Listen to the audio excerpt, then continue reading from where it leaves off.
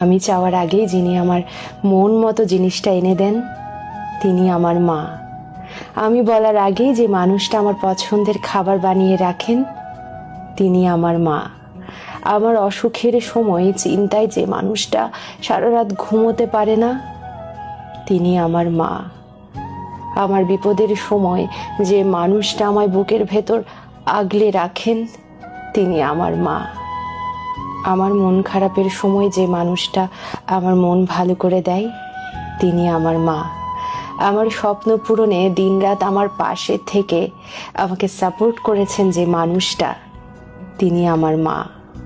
আমার সফলতায় যে মানুষটা সবচেয়ে বেশি খুশি হয়, তিনি আমার মা।